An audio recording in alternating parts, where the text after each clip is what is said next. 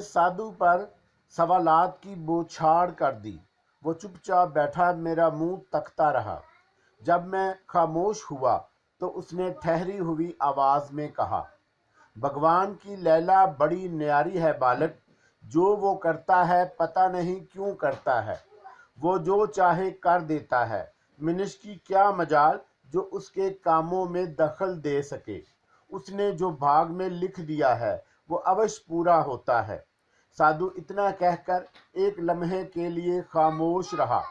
फिर उसने मेरी आंखों में झांकते हुए कहा, जमील अहमद खान, मैं साधु नहीं पिंडत हूँ, पिंडत बद्री नारायण। वदिया चलकर दामन में सकून से राम राम करने के कारण आया था, परंतु अब मुझे ऐसे जान पड़ता है जैसे भगवान ने मुझे यहाँ तुम्हारी सहायता के लिए भेजा है। जय भगवान। उसने अजब से अपने दोनों हाथ जोड़कर मेरी तरफ देखा। पर तुम्हें मेरा नाम कैसे मालूम हुआ? मैंने तअज्जुब से पिंडत बद्री नारायण से पूछा तो वो मैंने खेल मुस्कुराहट अपने लबों पर बखेर कर बोला, जमील अहमद खान, तुम नाम की बात करते हो, मुझे ये भी मालूम है कि तुम इस पुराने मंदिर में किस काम से गए थे और फिर इस हाल तक कैसे पहुंचे। कहो तो सुना डालूं तुम्हारे पूरी जीवन की कहानी। पिंडत के लहजे का सहर मुझे मशहूर कर रहा था। न जाने क्यों मुझे ऐसा महसूस हुआ जैसे मैंने बद्री नारायण पहले भी बहुत करीब से मैंने उसे देखा है, लेकिन कहाँ मुझे कुछ याद नहीं आ रहा था। बहरहाल मुझे उस पर यकीन हो चला था कि उसे मुझसे हमदर्दी है। हाँ, ये बात मेरे लिए हैरान कुन जरूर थी कि वो मेरे राज से वाकिफ कैसे हो गया। यकीनन वो कोई ज्ञानी पिंडत है। मैंने एक लम्हे के लिए, पिंडत महाराज, जब तुम जानते हो कि मैं इस वीराने में किस कारण ठोकरें खाता फिर रहा हूँ, पुराने मंदिर तक जाने की वजह क्या थी, तो तुम मेरी मदद क्यों नहीं करते? मुझे बताओ महाराज कि मैं क्या कोशिश में कामयाब हो जाऊंगा? क्या मेरी आजमाइशें पूरी होंगी? शांति से काम लो बालक। पिंडत बद्री नारायण ने बड़े पुरवकार लहजे में हाथ उठाकर कहा, तुम्हारे मन का सारा हाल पढ़ चुका हूँ। मैं अवश्य तुम्हारी सहायता करता, परंतु समय बहुत कम रह गया है। पिंडत महाराज, मुझे अचानक शिव चरण का ख्याल आया तो मैंने तड़प कर पूछा, क्या पुराने मंदिर में बैठा पुजारी अपना जाप पूरा कर चुका है? नहीं, अभी उसका जाप पूरे होने में 3 दिन बाकी हैं। पिंडत बद्री नारायण ने कदरे संजीदगी से कहा, तुम अगर इतने दिनों बेसद ना होते तो कुछ किया जा सकता था, परंतु अब तुम मन की आशा पूरी होने में खटनाइयां हैं। मुझे सोचने दो बालक, मुझे सोचने दो। तुम जिस शक्ति की दिखाने की कोशिश कर रहे हो उसके सामने बड़ी बड़ी शक्तियां भी हीच हैं। मुझे सोचने दो। बद्री नारायण काफी देर तक किसी गहरी सोच में गर्क रहा। मैं उसके चेहरे के उतार चढ़ाव को देखने में मुनहिक था। कभी उसकी आंखों में ऐसी उदासी फैल जाती जैसे वो मायूसियों का शिकार हो गया हो, और फिर दूसरे ही लम्हे उसकी रिंगत यूं खिल उठती जैसे वो किसी आखिरी नतीजे पर पहुंच गया हो। देर तक बद्री नारायण इन मतजाद कफियत से दो चार रहा, फिर यकलख्त वो मेरी सिमत मतवज्जा हुआ। जमील अहमद खान, मेरी मानो तो इस इरादे से बाज आ जाओ, इसमें तुम्हारी जान का खतरा है। पिंडत जी, मैंने कसमसाते हुए कहा, मुझे अपनी जान की कोई परवाह नहीं, मैं तो मर चुका हूँ। मैं इस समय भी खुद को मरा हुआ समझता हूँ। मुझे बताओ महाराज कि मैं किस तरह उसे जहर कर सकता हूँ। व्याकुल ना हो, पिंडत मुझे समझाने वाले अंदाज में कहा, पर मैं शिव चरण के जाप से हटाने में तुम्हारी सहायता क्यों करूं? शिव चरण ने किसी का क्या बिगाड़ा है? पिंडत जी, تم نے مجھے دوسری زندگی دی ہے، اب جب زندگی دی ہے تو اسے برقرار بھی رکھو۔ اگر تم نے میری سہایتا نہ کی تو میں اسی کٹیا میں اپنا سر پھوڑ کر مر جاؤں گا۔ میں نے بہت سی مصیبتیں دیکھی ہیں۔ پنڈت جی، بھگوان کے لیے میری سہایتا کرو، مجھے وشواس ہے کہ تم سب کچھ کر سکتے ہو۔ پنڈت بدری نارائن کا دل پسیجا۔ وہ بہت خاموش رہنے کے بعد بولا، جمیل احمد خان، تم شیو چرن سے پنجہ کر سکتے ہو، پرنتو اس کے لیے تمہیں بھی کشٹ اٹھانا پڑے گا۔ میں تیار ہوں مہاراج، میں خوشی سے تقریباً چیخ اٹھا۔ انکا کی خاطر میں کالی مائی کے چرنوں میں بھیٹ دینے کو تیار ہوں۔ تم میرے شریر کا جتنا گوشت چاہو لے سکتے ہو، تمہیں کل تک اور انتظار کرنا ہوگا، بدری نارائن نے جواب دیا۔ آج کی رات مجھے نرمدا کے کنارے گزارنی ہوگی۔ میں کالی مائی کو تمہارے لیے رام کرنے کی کوشش کروں گا، پرنتو اتنا دھیان رکھو کہ جب تک میں پلٹ کر نہ آؤں تم اس کٹیا سے باہر نہیں نکلو گے۔ اگر تم نے ایسا کیا تو سب کچھ چوپٹ ہو جائے گا۔ تم اس کی چنتا نہ کرو مہاراج، میں تمہارا ہر حکم ماننے کو تیار ہوں۔ بدری نارائن میرا جواب سن کر جانے کے ارادے سے اٹھا تو میں دل کے ہاتھوں مجبور ہو کر پوچھ ہی لیا، مہاراج کیا انکا مجھے واپس مل جائے گی؟ اتنی جلدی اتنی باتیں؟ پہلے شیو چرن کو تو نیچا دکھاؤ، پھر انکا کی چنتا کرتے رہنا، بدری نارائن نے سپاٹ لہجے میں جواب دیا اور پھر کٹیا سے باہر چلا گیا۔ وہ رات میری زندگی کی قیامت خیز راتوں میں سے ایک تھی۔ ایک اہم فیصلہ ہونے والا تھا۔ منزل مجھ سے بہت قریب تھی اور بہت دور بھی۔ میں عجیب شش و پنج میں مبتلا تھا۔ وہ رات میں نے بڑی بے چینی اور کرب کی حالت میں گزاری۔ بدری نارائن کے بارے میں نے بہت غور کیا، لیکن یہ یاد نہ آ سکا کہ میں نے اسے کب اور کہاں دیکھا تھا۔ وہ جس طرح میری مدد کرنے پر آمادہ ہو گیا، وہ مجھے حیرت زدہ کیے دے رہا تھا۔ اب مجھے پورا یقین تھا کہ وہ یقیناً کوئی بہت پہنچا ہوا پنڈت ہے جو دوسروں کے دلوں کا حال پڑھنے کی طاقت بھی رکھتا ہے۔ لیکن ایک بات میری سمجھ سے بالاتر تھی۔ اگر بدری نارائن انکا کے پراسرار اور لامحدود قوتوں سے واقف تھا اور اسے یہ بھی علم تھا کہ انکا کو کس طرح شیو چرن کے ہاتھوں بچایا جا سکتا ہے، تو اس نے میری مدد کرنے کی بجائے خود انکا کے پراسرار وجود کو قبضے میں کرنے کی کوشش کیوں نہیں کی؟ انکا کی قوتوں سے زیادہ شکتی رکھتا تھا وہ۔ عجیب عجیب خیالات مجھے گھیرے ہوئے تھے۔ میں کسی نتیجے پر نہ پہنچ سکا۔ رات بھر میں اسی ادھیڑ میں رہا اور تشویش میں مبتلا رہا۔ متعدد بار میرا دل چاہا کہ کٹیا سے باہر نکل کر دیکھوں کہ میں اس وقت کہاں ہوں اور بدری نارائن میرے لیے کیا کر رہا ہے، لیکن بدری نارائن کی نصیحت کا خیال کرتے ہوئے میں نے باہر جانے کا ارادہ ترک کر دیا۔ رات میں نے اپنی جسمانی کیفیت کا جائزہ لیا تو یہ دیکھ کر میری حیرت کی کوئی انتہا نہ رہی کہ میرے شانے پر زخم کا بہت معمولی نشان باقی رہ گیا تھا۔ غالباً یہ بدری نارائن کی قوتوں کا کرشمہ تھا۔ میں جس قدر اس کے متعلق سوچتا اتنا ہی اس سے متاثر ہوتا جاتا۔ صبح ہوئی تو میری بے چینی میں اور اضافہ ہو گیا۔ میں بڑی شدت سے بدری نارائن کا منتظر تھا اور وقت جیسے گزرتا گیا میری پریشانی بھی بڑھتی گئی۔ دن جب خاصا چڑھ آیا تو بدری نارائن کٹیا میں داخل ہوا۔ اس کی صورت دیکھتے ہی میں نے اندازہ لگا لیا کہ وہ رات بھر جاگتا رہا ہے۔ نیند کا خمار اس کی آنکھوں میں جھلک رہا تھا۔ میں نے اسے دیکھتے ہی پوچھا، مہاراج مجھے یقین ہے کہ تم کامیاب لوٹے ہو۔ تم نے کالی مائی کو میرے سلسلے میں رام کر لیا ہے۔ مہاراج بتاؤ کیا یہ سچ ہے؟ شانتی، اس نے مسکرا کر کہا، دھنیا ہو جمیل احمد خان، کالی مائی نے تمہاری بھیٹ کو سویکار کرنے کا وچن دیا ہے۔ پھر اب میرے لیے کیا حکم ہے؟ تمہارے لیے حکم؟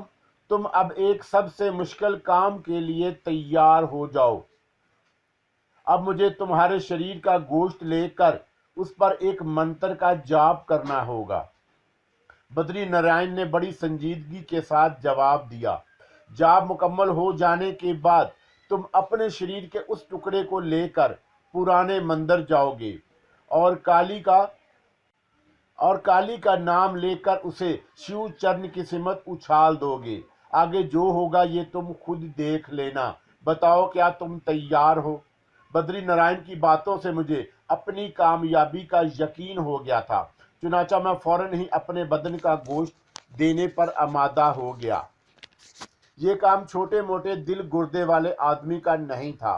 बात कह देना बहुत आसान था, मगर मुझे मालूम है कि दानिस्ता अपने जिस्म से अपने किसी हिस्से को अलहदा करने के लिए कितनी कुव्वत बर्दाश्त की ज़रूरत होती है।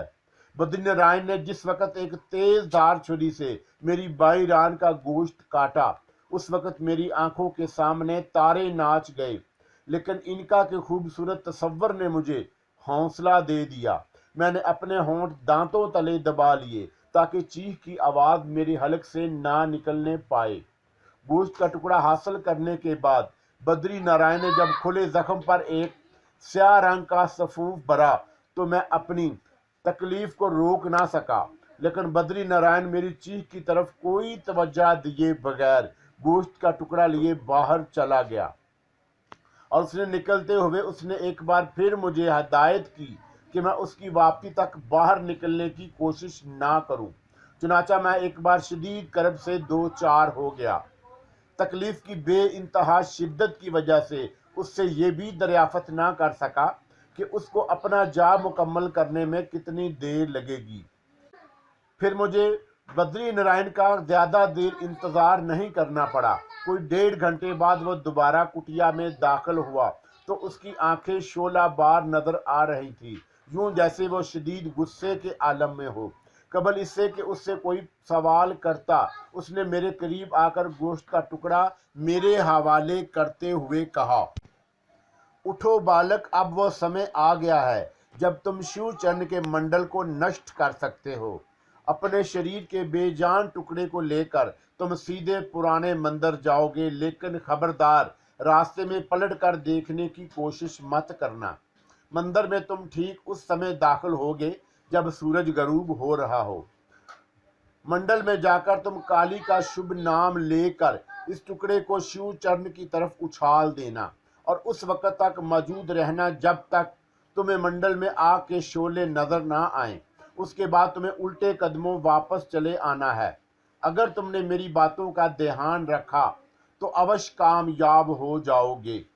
मैं बड़ी तवज्जो से बद्री नारायण की हदायत जहन नशीन कर रहा था। जब वो कह चुका तो मैंने कहा, महाराज, जो कुछ तुम मेरे लिए कर रहे हो मैं उसके लिए तुम्हारा शुक्रगुजार हूँ, लेकिन मेरे बदन में इतनी ताकत नहीं कि अपने पैरों पर उठकर खड़ा हो सकूं। इसके अलावा मुझे ये भी नहीं मालूम कि पुराना मंदिर यहाँ से कितनी दूर है। बद्री नारायण ने मेरी हिम्मत बढ़ाई।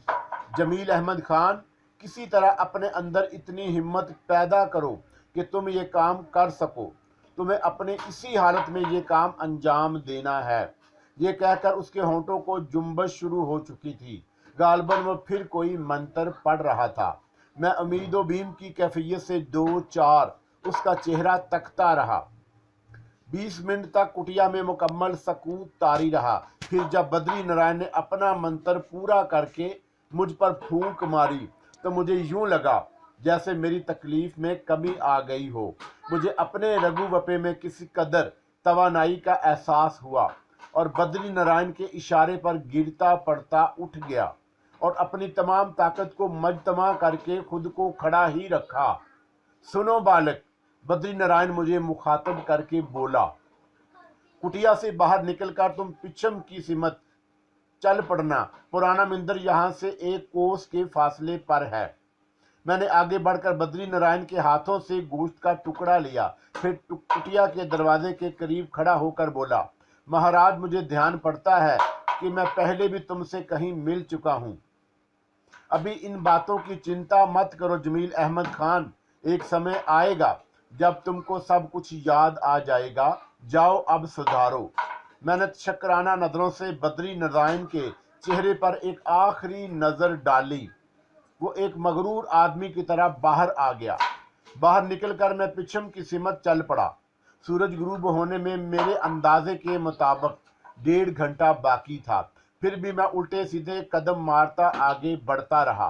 میری زندگی کا یہ مختصر سفر سب سے زیادہ اذیت ناک اور تکلیف دہ تھا۔ میری ران دکھ رہی تھی۔ میں کسی بھی طرح چلنے کے قابل نہ تھا۔ صرف ایک عزم تھا، ایک جوش تھا، انکا کا بے پناہ جذبہ، جو میں آگے آگے چلتا رہا۔ تقریباً 40 منٹ بعد میں اپنی منزل مقصود کے سامنے تھا۔ ٹیلے کے اوپر بنا ہوا شکستہ مندر اب بے مشکل 50 گز کے فاصلے پر تھا۔ میں نے سورج پر نظر ڈالی جو پہاڑیوں کے بہت قریب ہو چکا تھا۔ میں کچھ دیر تک نیچے کھڑا سستاتا رہا، پھر جب سورج غروب ہونے کا وقت قریب آیا اس کے بعد میں ٹیلے کے اوپر چڑھنے لگا۔ میرے دل کی کیفیت رقم کرنا مشکل ہے۔ اس تمام عرصے میں نے ایک بار بھی پلٹ کر پیچھے کی سمت نہیں دیکھا۔ مندر کے دروازے پر پہنچ کر میں ایک پل کے لیے رکا اور دل کڑا کر کے اندر داخل ہو گیا۔ شیو چرن اس وقت بھی منڈل میں بیٹھا اپنے جاپ میں مگن تھا۔ اس کی انگلیاں بڑی تیزی سے سندلی دانوں والی مالا پر چل رہی تھی۔ میں آہستہ آہستہ چلتا ہوا منڈل کے کنارے تک گیا، پھر میں نے دل میں کالی مائی کا نام لیا اور گوشت کے ٹکڑے کو شیو چرن کی طرف اچھال دیا۔ ٹھیک اسی وقت پورا مندر ایسے خطرناک شور و غل کی آواز سے گونجنے لگا جیسے بے شمار جنگلی درندے بھاگ رہے ہوں۔ خوف کے مارے میرے جسم کے تمام رونگٹے کھڑے ہو گئے، لیکن میری نظر بدستور گوشت کے ٹکڑے پر جمی تھی جو شیو چرن کے سر پر پہنچ کر فضا میں معلق ہو گیا۔ میں نے محسوس کیا کہ جیسے وہ اپنا حجم پھیلا رہا ہو۔ میرے دیکھتے ہی دیکھتے گوشت کے ٹکڑے نے منڈل کے اندر ایک ایسے ہیبت ناک انسانی ہیولے کی شکل اختیار کر لی۔ یہ سب آنن فانن ہو گیا۔ شیو چرن بدستور اپنے جانپ میں مگن تھا، مگر جب جنگلی درندوں کی نادیدہ آوازیں شدت اختیار کر گئیں تو اس نے آنکھیں کھول دیں، ایک نظر مجھ پر ڈالی، پھر چونک کر اوپر کی سمت دیکھا تو بوکھلا گیا اور سندلی دانوں والی مالا کو گھما کر اس دیو قامت عفرت پر مارا۔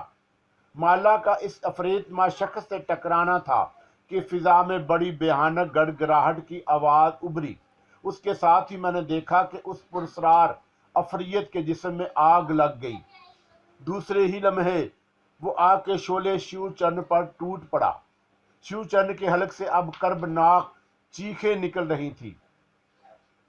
پھر میں نے اس کے جسم سے بھی آگ کے شعلے بلند ہوتے دیکھے۔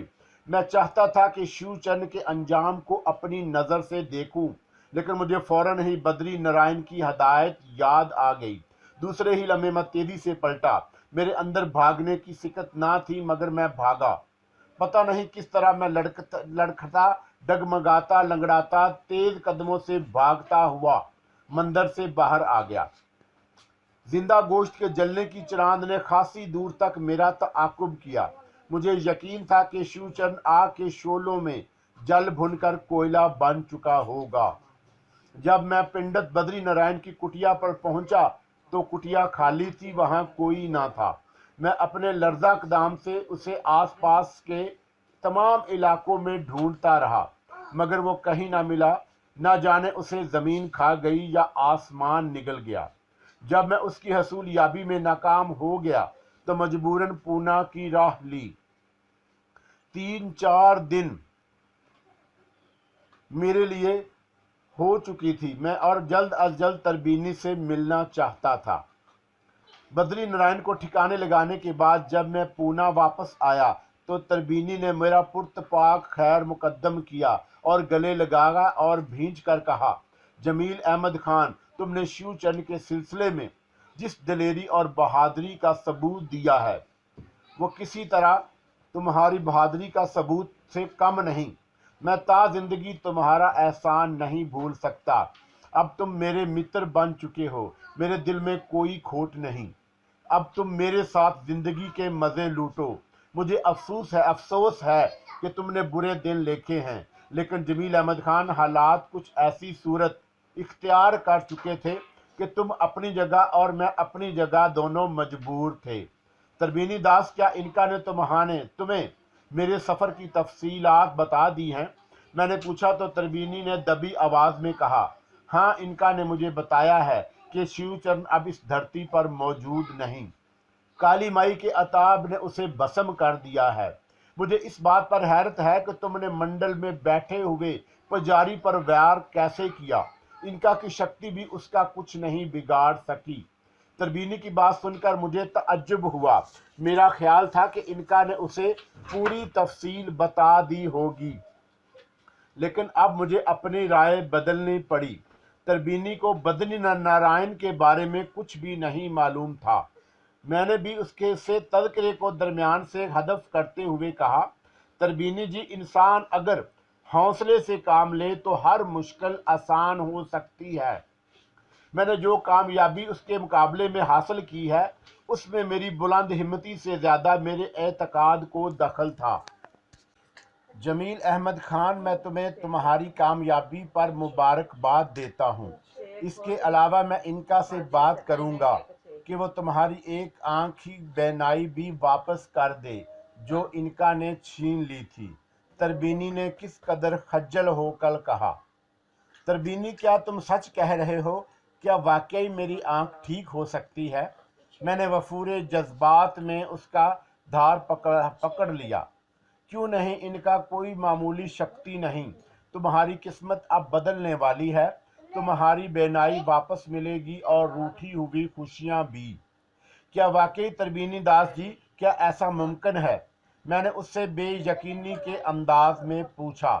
جمیل احمد خان، تم تربینی کو اب تک نہیں سمجھے. تربینی وعدہ خلاف نہیں. میں انکا کو حکم دیتا ہوں کہ وہ تمہاری آنکھ کی روشنی واپس کر دے. تم نے میرے اوپر جو احسان کیا ہے یہ اس کا انعام ہے. میں نے مسکراتے ہوئے جواب دیا. تو پھر تربینی داس، انکا سے کہو کہ وہ سب سے پہلے میری بینائی واپس کر دے. اس کے بغیر میں بہت بدقسمت سمجھتا ہوں. میں نے تربینی سے بچوں کی طرح ضد کی. بہت جلدی ہے کیا؟ تربینی کے لبوں پر بڑی بھرپور مسکراہٹ تھی. وہ بے حد خوش نظر آ رہا تھا. میں نے اس کی آنکھوں میں اپنے لیے محبت محسوس کی تو اطمینان کا سانس لیا. ہاں تربینی داس، انکا سے کہو کہ وہ مجھ پر مہربانی کرے. میں نے تیزی سے کہا.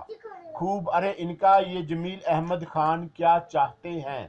تربینی نے اپنے سر کی طرف آنکھیں نکارتے ہوئے کہا. انکا کو اس اپنائیت سے مخاطب کرنے پر میرے دل میں ایک ہوک سی اٹھی، لیکن میں نے چہرے پر کوئی تاثر پیدا نہ ہونے دیا.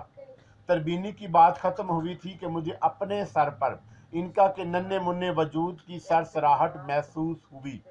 میں نے عالم تصور میں انکا کو دیکھا تو وہ بھی تربینی کی طرح خوش نظر آ رہی تھی. اسے اپنے سر پر محسوس کر کے بے اختیار میرے ہاتھ اپنے سر کی طرف اٹھ گئے، مگر فوراً مجھے خیال آیا کہ انکا تو ایک غیر مرئی شے ہے، صرف محسوس کیا جا سکتا ہے. تربینی چونکا سامنے موجود تھا، اس لیے میں نے انکا سے اتفاق کا اظہار نہ کیا، حالانکہ میرا دل اس سے بہت سی باتیں کرنے کو چاہتا تھا. تربینی کے سر پر جانے کے بعد جب وہ گاہے گاہے میرے سر پر آئی اور میری تشنگی اور بڑھا گئی. اب وہ اس وقت میرے سر پر بیٹھی اپنی خاص انداز سے مسکرا رہی تھی. میں نے اسے دیکھا تو اس کے چہرے پر ملکوتی حسن تھا. پھر اس کے نرم و نازک ہاتھ میرے اس آنکھ کی طرف بڑھا جس نے اسے روشنی سے محروم کر دیا تھا. میری آنکھ پر اس کا ہلکا سا ہاتھ لگنا تھا کہ مجھے ایسا محسوس ہوا کہ جیسے میری آنکھ کے سامنے پھیلا ہوا اندھیرا چھٹ گیا ہو. اسی لمحے میری بے نور آنکھوں کے سامنے روشنیاں کوند پڑی. میں نے جلدی آنکھ پٹپٹائی اور جب مجھے یقین ہو گیا کہ میری آنکھ ٹھیک ہو گئی ہے تو میں نے وارفتگی سے تربینی کو گلے لگا لیا.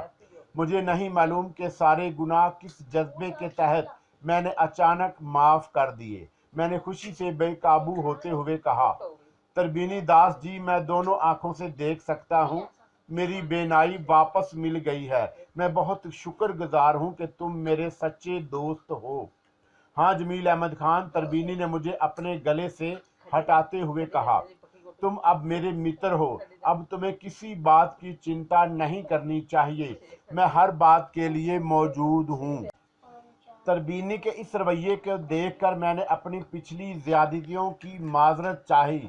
मेरी बातें सुनकर तरबीनी मुस्कुराता रहा। उसने मुझे हाथों हाथ लिया। उस दिन मैं अलहदा कोठी में मुलाजमों की एक फौज जफर मौज के साथ मुकीम हो गया। वहाँ आराम और आसाइश की हर चीज मुहैया की गई। शाम को गुस्ल करके मैंने उम्दा लिबास ज़ेबे तन किया। मुझे याद है कि वो शाम मेरी जिंदगी की खूबसूरत शामों में से थी। एक दिन में अजीब शादमानी का एहसास हुआ। कुछ ऐसे महसूस हो रहा था जैसे मैं दोबारा जिंदा हो गया हूँ। मेरी रूह, मेरी सांसें और सरसब्ज आजाद गमों से बेनियाज एक शख्स। शाम को मैं तरबीनी के खास कमरे में मदऊ किया गया। अयाशी और ऐशो इशरत के लिए अयाश तबा लोगों को हमेशा मुसाहिबों की ज़रूरत पड़ती है। तरबीनी का कोई दोस्त नहीं था। मैंने अपने दिल में तय किया कि तरबीनी की रफाकत बहुत हुस्न से अंजाम दे सकूंगा। उसी शाम मैं और तरबीनी राजा इंदर की तरह परी जमाल लड़कियों में बैठे हुए थे। वहां मेरे हजार इनका के बावजूद तरबीनी ने मुझे अब सरमस्तगान में गर्क कर दिया। इस रात जश्न हुआ चमकते हुए बदनों का रक्स। मैवशों ने अपने अदाओं के कैसे कैसे तीर चलाए। हुस्ने तरबीनी कमरे में सिमट आया था। नगमा सराई और रक्सो मसीकी की ये महफल रात गए तक जारी रही। दुनिया की हसीन तरीन लड़कियां तरबीनी की जलवागाह में उकलो होश पर बिजलियां गिरा रही थी। ऐसी बज़्म आराइयां मैंने इस वक्त की थी जब इनका मेरे कब्जे में थी। मगर ये हकीकत है कि तरबीनी का इंतखाबे हुस्न उसके मामले में मुझसे ज्यादा होशमंद था। उसका इंतखाब हर एतबार से लाजवाब था। उसने इनका को अपने कब्जे में करने के बाद उससे हर तरह का फायदा उठाया, जबकि इनका अपनी मर्जी से मेरे सर पर बुरा जमान थी और वह मुझसे मोहब्बत करती थी। बहरहाल ये वक्त माजी की तलख यादों को सोचने का ना था। जिस्मो जान की राहत के लिए हुस्ने बेबहा का इज्तमा और मैं एक अरसे से तशन्ना था। मैंने इस तरफगाह के समुंदरे हुस्न में खुद को गर्क कर दिया। मेरी इस मदहोशी को देखकर चंद हसीन लड़कियां मेरे पास आईं। वो हसीन लड़कियां जिनकी एक जुम्बश आबरू के लिए जंगे लड़ी जा सकती थी। उन्होंने मेरा हाथ पकड़ा और मुझे अपनी निशस्तगाह की तरफ खींचा। वो मुझे कमरे के वस्त में ले गईं और अपने साथ लेकर नाचने लगी। उनमें से कोई एक मुझे पकड़ती तो दूसरी उसकी तरफ दौड़ती। बस जिस्म थड़क रहे थे। बेहिंगम रक्स, हाव हू और शोर था। तरबीनी के कहकों ने इस महफिल में और जोश पैदा कर दिया था। शब भर यही हंगामा जारी रहा और वह सारी रात इस जश्नो कैफो मस्ती में गुजर गई। दिन गुजरते रहे, मेरे अंदर इनकलाब आ गया।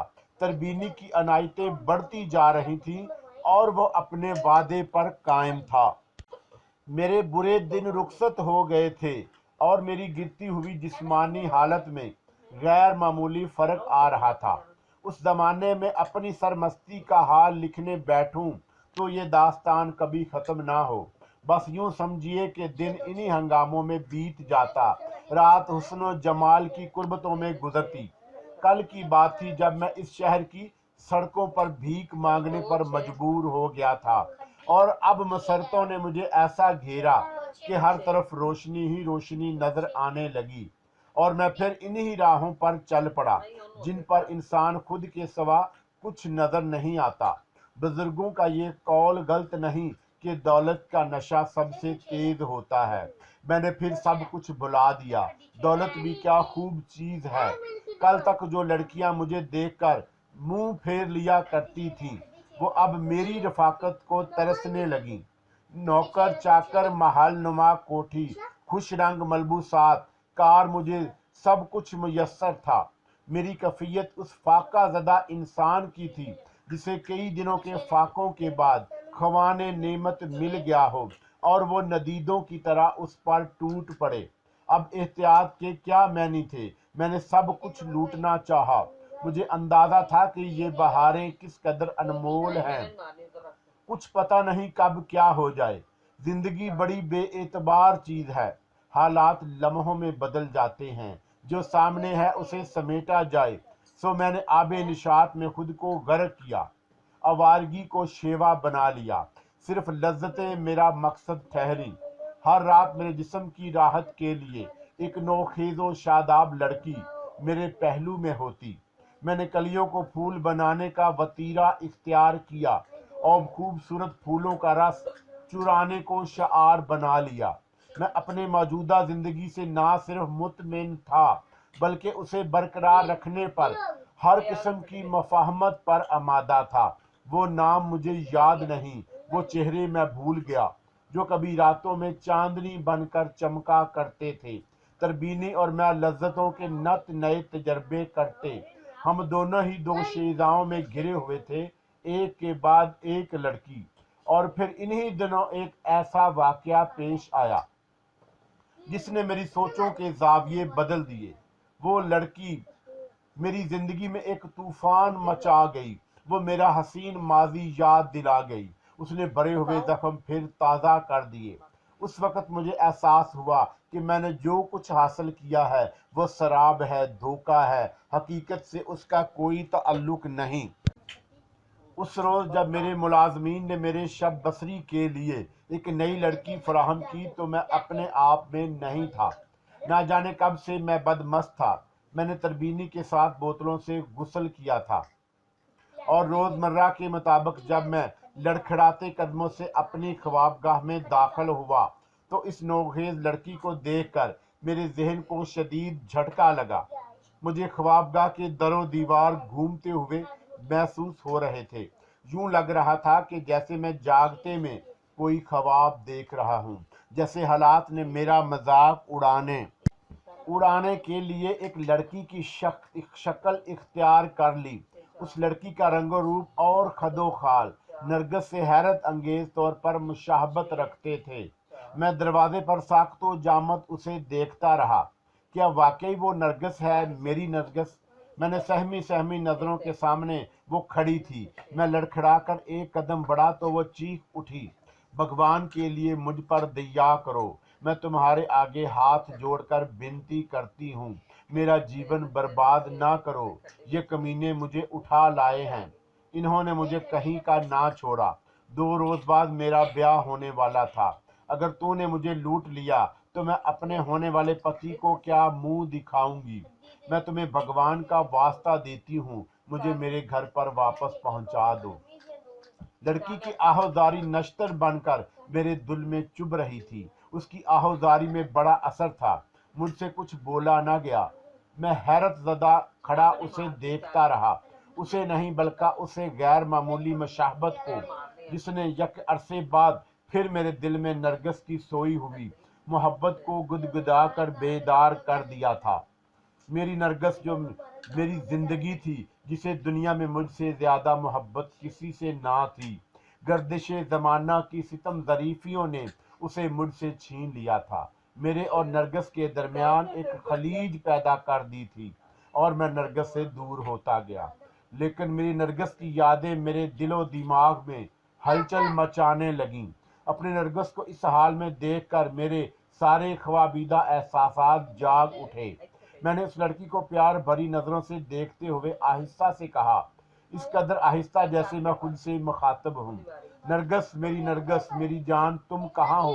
مگر لڑکی نے میری سرگوشی سن لی۔ وہ لڑتے ہوئے ہذیانی انداز میں چیخی، میں نرگس نہیں ہوں، تمہارے آدمیوں کو دھوکا ہوا ہے، مجھے جانے دو، کیا میں چلی جاؤں؟ بھگوان کے لیے مجھے جانے دو، جاؤ دفع ہو جاؤ۔ میں نشے میں بری طرح اس پر گرجا، جاؤ تم بھی نرگس کی طرح میری زندگی سے دور چلی جاؤ، جاؤ ہمیشہ کے لیے۔ لڑکی سہمی نظروں سے مجھے گھورتی رہی، میرے قریب آ کر اس نے نمسکار کیا، फिर बरक रफ्तारी से खुले दरवाजे से बाहर निकल गई। नरगिस के तसव्वुर से मेरे जहन को जो झटका पहुंचा, उसने मुझे सारी रात कर्ब में मुब्तला किए रखा। सारी रात मैं नरगिस के बारे में सोचता रहा। नरगिस के साथ गुजारे हुए खुशगवार लम्हे और हसीन यादें मुझे तड़पाती रहीं। मैंने नरगिस की याद को जहन से महू करने की बहुत कोशिश की। मैंने बोतलें तोड़ दी, ग्रामोफोन रिकॉर्ड के कई धुनें बजाईं, मगर मेरी ख्वाबगाह से नरगिस की परछाइयां ना गईं। दूसरे दिन मैं तरबीनी दास से मिला। पहले कुछ इधर उधर की बातें होती रहीं। फिर मैंने दबी ज़बान में कहा, तरबीनी दास, तुमने मेरे साथ बहुत सारी मेहरबानियां की हैं, लेकिन आज मैं तुमसे एक दरख्वास्त करना चाहता हूँ। मुझे तवक्का है कि तुम मुझे मायूस नहीं करोगे। कहो जमील अहमद खान, मैं तुम्हें मित्र कह चुका हूँ। मुझे बताओ कि आखिर वो कौन सी चिंता है जिसने तुम्हें परेशान कर रखा है। तरबीनी ने अपनी दोस्ती का इजहार किया तो मैं हिम्मत करके बोला, तरबीनी जी, मैं तुम्हारा शुक्रगुजार हूँ कि तुम दोस्ती के वादे पर कायम हो। मैं भी हमेशा वादा निभाता रहूँगा। मैं चाहता हूँ कि तुम 2 रोज़ के लिए इनका को मेरे हवाले कर दो। तरबीनी दास, जो कुछ देर तक बड़ी बेतकल्फी से बैठा मुझसे गुफ्तगू कर रहा था, इनका के सिलसिले में मेरी ख्वाहिश जानकर एकदम संजीदा हो गया। चंद सानिये तक वो मुझे खश्मगीन नजरों से घूरता रहा, फिर कदरे रुखे हुए लहजे में बोला, जमील अहमद खान, मैंने तुमको ये वचन जरूर दिया था कि यीशु चंद को मारने के बाद तुम मेरे मित्र बन जाओगे और मैं तुम्हारी हर जरूरत का ख्याल रखूंगा, परंतु इनका के सिलसिले में मैंने कोई वचन नहीं दिया था। खफा मत हो तरबीनी दास, मैंने तेजी से कहा, इनका को मैं 2 दिन से ज्यादा अपने पास नहीं रखूंगा। मैं तुमसे वादा करता हूँ कि उससे एक जाती काम के सिवा और कोई काम नहीं लूंगा। तुम वही काम इनका से मेरे जरिए भी ले सकते हो। तरबीनी ने मुझे मशकूक नजरों से देखते हुए कहा तो मेरे दिल को धचका लगा। मुझे उम्मीद नहीं थी कि वह मुझे इतने एतमाद के बावजूद टका सा जवाब देकर मायूस कर देगा। मुझे उस वक्त अपनी हमाकत पर गुस्सा आ रहा था। अगर मैंने अपनी जान जोखों में डालकर शिवचंद को मौत के घाट ना उतारा होता तो इनका यकीनन तरबीनी के कब्जे से निकल गई होती और आज उसे मुझे मायूस करने की हिम्मत ना होती। मैं अपनी जगह खामोश बैठा दिल ही दिल में खोलता रहा। तरबीनी दास ने मुझे मुसलसल खामोश देखकर बोला, कहाँ खो गए हो जमील अहमद खान? ये तो बताओ कि ऐसी ज़रूरत क्या आ पड़ी जो मेरे मित्र को परेशान कर रही है। कुछ नहीं तरबीनी जी, कुछ नहीं, मैंने मायूसी से कहा। मैं 2-4 रोज में तुम्हें सोच कर तुमसे बात करूंगा। तरबीनी मेरे जवाब से खामोश हो गया और 2-3 रोज मेरी तबीयत परेशान रही। मैंने तरबीनी के साथ शाम का वक्त भी यूं नहीं बेदिली से गुजारा। रात को कोई नई लड़की भी मेरे पास नहीं आई। मैं यूं ही करवटें बदलता रहा। नरगिस की याद मेरे जहन पर छाई रही। मैं नरगिस को एक नज़र देखने के लिए बेचैन था। इनका मेरी इस बेचैनी को दूर कर सकती थी। तरबीनी ने जिस अंदाज से मुझे मायूस किया था, उसने मेरा दिल खट्टा कर दिया। मैंने तय कर लिया कि ख्वाह कुछ भी हो, तरबीनी से नरगिस के सिलसिले में कोई मदद नहीं लूंगा। खुद ही मुझे कोई राह निकालनी पड़ेगी। नरगिस की याद ने कुछ ऐसा परेशान किया कि हर चीज से मेरी दिलचस्पी कम होती गई। मेरा दिल तमाम रंगीनियों से उचाट हो गया। मेरे मुलाजमीन मेरी इस हालत पर मुतहय्यर थे। वो आपस में चैम गोइयां करते, लेकिन मैं तमाम बातों से बेनियाज हिमा वक्त नरगिस में डूबा रहता, खोया खोया रहता। नरगिस के बगैर अब मुझे घुटन का एहसास कुछ सवा ही हो चला था और मेरी हालत रोज बरोज बिगड़ती गई। यहाँ सब कुछ है पर कुछ भी नहीं। मेरा काम अब सोचना रह गया था। ये दौलत, ये मुलाजमीन, ये कोठी तरबीनी की अनायतें हैं, मगर इनका नहीं तो कुछ नहीं। मैं तरबीनी का एक तरह से अब भी गुलाम हूँ। मेरा जी चाहा कि इस कोठी से कहीं भाग जाऊं, मगर कहाँ। मैं खुद कुछ भी तो नहीं, फिर सारी चीजें छिन जाएंगी। मुझे भीख मांग कर जिंदगी गुजारना होगी। जो है उस पर कनात की जाए, इस तरह जिंदगी गुजर जाएगी। ये भी बहुत है कि तरबीनी अपना वादा निभा रहा है। मुझे नरगिस को भुला देना चाहिए, मगर नरगिस को किस तरह भुला दूं? نرگس کا تصور میری زندگی سے گھن کی طرح لگ گیا۔ ایک دن میں نے سوچا کہ کیوں نہ میں اپنی نرگس کے شہر کا رخ کروں، کیا عجب کہ نرگس مجھے دیکھ کر پسیج جائے اور میں خالی متاثر ہو کر مجھے معاف کر دے، ہم ایک دوسرے کے لیے تیار ہو جائیں۔